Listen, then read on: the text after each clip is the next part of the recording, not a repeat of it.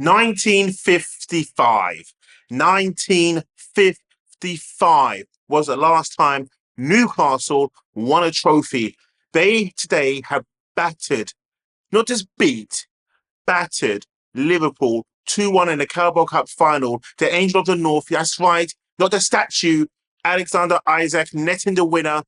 Goals from Dan Burn, Chiesa at the last moments of the game, but that still wasn't enough to take home the trophy. Arne Slot's Liverpool is now rubbish in the cups. I'm going to say it. It sounds harsh, but it's true. I'm Ty Knight here for TK24 Sports. If you're new to the show, like, subscribe, and turn that notification on so you don't miss the show every time we upload. Okay, let's get into this one. This one won't take long. It won't need to because the Geordies are going to be going mad. The Liverpoolians are oh my goodness, you got to feel something at this moment in time. One moment you were looking unbeatable. One moment you were looking like the team that just made Arsenal look rubbish. But really and truly, is Arne Slot the man for the job? Is Arne Slot the man to take Liverpool forward? Eddie Howe has done wonders at Newcastle. Eddie Howe had beat Arsenal in the semi-finals. Not beat Arsenal, destroyed Arsenal, dismantled Arsenal, patted them on the bottom and said, get the hell out of here. We beat you at the Emirates, we beat you at St. James's Park, and now they took on Liverpool. Not many people gave Newcastle a chance. Most Newcastle fans may have put a cheeky bet on for Newcastle to win the Carabao Cup, but majority of the punters would have went up for Liverpool. A lot of the punters were saying, okay, it's all about Liverpool. A lot of the commentators, people online, people in the media were saying, it's going to be a Liverpool win. It's a foregone conclusion. They'll win this one. Liverpool's not going to make a mistake. But let's remember the FA Cup. Let's remember the Champions League very recently. They're just getting dumped out of cup competitions. Are they turning into Arsenal? That's a bit harsh. That's a bit harsh. Okay. Newcastle, you had to give them credit. You had to. This wasn't like a little slam dunk home run. They absolutely mully-whooped Liverpool today. They really did. Any true Liverpool fan, even though I was messaging them and I was having my fun with them, telling them how, I actually wasn't going too far saying how rubbish they were. But this game, Newcastle wanted it more. From minute one to the last minute, Newcastle wanted it more. Liverpool weren't at the races today, and that's the truth. And that is not taking anything away from Newcastle whatsoever. Newcastle were just up for it. To me, my man of the match today was Joe Linton. I thought he was superb. But Dan Burns' goal in the first half made the game interesting. It made it nail-biting. It made it everything you wanted for a cup final. A goal just before half-time. But Newcastle were knocking on the door constantly. Liverpool had nothing to offer. They had Jota up front. They had Diaz. They had Salah. They were all rubbish today. Now, listen, I'm not a professional footballer, but I've been watching football for good over 35 years. I've been watching it for a long time. I'm just now critiquing the players. That's all I'm doing is just critiquing, nothing more than that. So please forgive me, Liverpool fans, when I say this, but you have to be, very, very, very sincere and understanding when I say Liverpool just weren't up for the races today. They just weren't up for it. Newcastle took the breath away from minute one. They really and truly did. Arne Slot didn't know what to do. He didn't know what to think. He was making the substitutions and great to him. He was throwing people on the pitch to try and get the goal, and they did get the goal at the end. But like I said, Dan Burn opened the scoring chance with the header just before half-time. And what got me was, why was McAllister marking the tallest man on the pitch? Newcastle have trees at the back. The biggest man on the pitch, Dan Burn, jumps over McAllister. That was a mismatch. But yet, Virgil van Dijk, the captain, didn't think, hey, back off, little man. I've got the tree trunk here.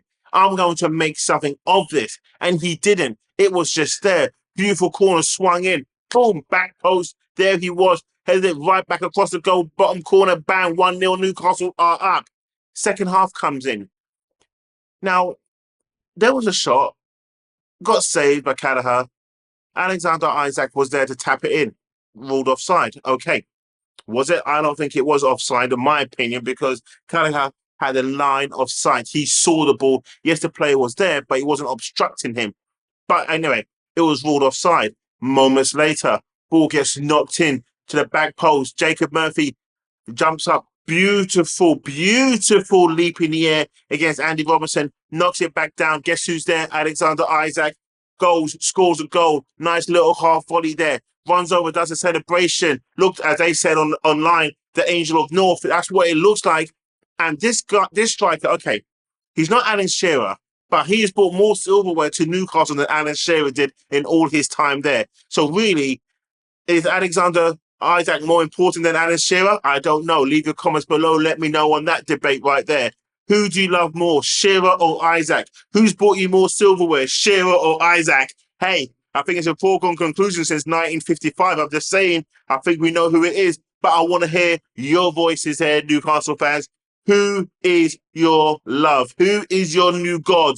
Or is your old God? Which one is now your God, your Messiah? Who do you worship now? Isak or Shearer? So, as the game goes on, it's 2-0. It's still all Newcastle in this game. Liverpool, again, are still trying to get into the game, doing their best. They bring on Chiesa with moments to go. He comes on. Boom. Ball comes through. And there you go. Chiesa's onside. I knew who was onside. And there he goes. He slots the ball away. Nice and neat finish. But then it was called up for offside. Lucky VAR was in this game. It made the game even more interesting, more nail-biting, because there are moments of despair where it was taking so long to make a decision. Was it a goal or was it not a goal? But the rightful decision was made and it was given a goal. That then made the final moments of this game even more nail-biting for Newcastle fans. Gary Neville on their Sky Sports commentary saying, if you own a bar in Newcastle and it's closed right now, go down and open it. Gary, this is where you just talk utter nonsense. What bar owner in Newcastle on a cup final Sunday is going to be closed today? See? We all remain quiet. There's no shop that's going to be closed that serves food and drink in Newcastle that's closed today. There's none. I'm going to tell you one thing that's going to happen, though. A load of baby making is going to happen. If you're a person out there who cannot find a girlfriend or find someone, now's your time to go down there. Get a private jet if you can afford it. If you can't afford it, sell your house, charter a jet, get to Newcastle, get to Tyneside, get to the market, because you'll find someone tonight. That's for damn sure. Back to the game. Newcastle lifting the Carabao Cup is an amazing feat. I wish Arsenal was in the cup final. I wish Arsenal was lifting the Carabao Cup. And I'm being deadly serious. There's a lot of people out there, a lot of supporters who diminish the Carabao Cup by saying it's not a big trophy. I want more than a Carabao Cup. So do I. But guess what? It's a trophy. Look at their supporters, 1955. Majority of them, those supporters have never seen their team lift a cup. Lift a cup. They've been to cup finals. And Arsenal beating them. Manchester United beating them in the last cup final runs that they had. But this is a massive feat. Now, this is also a massive dent to Liverpool. FA Cup, Champions League, Carabo Cup. They're just getting knocked out. Bam, bam, bam. And everyone's looking at Liverpool saying how great they are. But again, the nearest competitors, Arsenal, have a team that's diminished. They don't have a front line. So Liverpool, okay, you're running away with it. You're 12 points in front. But let me tell you this, Liverpool fans and my friends, my dear friends, Anthony and Reece, I'm going to tell you this right now. 12 points in front is not a lot when you have this kind of run of form. What I'm saying to you, and Liverpool fans, I'm saying to you this as well, I'm not saying Arsenal's going to mount this major triumph and start winning all these games. But the major concern you're going to have is here that Liverpool need to focus more. Liverpool need to understand they can still let this slip away. Can Arsenal win, let's say, the next 3 games and gain the 12 points? Can Liverpool draw the next 3 games and only pick up 3 points? And then the points total is only going to be 3 until we come to Anfield. Would Saka be back in time? Yeah, he would. But is that going to be enough? No, I don't think it's going to be enough. But you never know. You just never know. But what we do know is Newcastle are triumphant winners today. They are 2-1 winners at Wembley an amazing game, and it was a great game from minute 1 to a minute, was it 110 or something like that? It turned out to be. It was a great game. It had it all. It had it all. But like I said, to me, Joe Linton was the man of the match. Liverpool players were just not good today. They really and truly wasn't good. Mo Salah was absent all game. The only time I saw Mo Salah playing in the game was when he was picking up the ball on the right-hand side, where he was just about to go out for a goal kick or maybe a corner or a throw-in. He was absent today. The whole team was absent. So I'm not just going to pick on Mo Salah. But again, there was no Trent Alexander-Arnold, of course, was injured, but that would have made a difference. Liverpool had a fully strength team up there.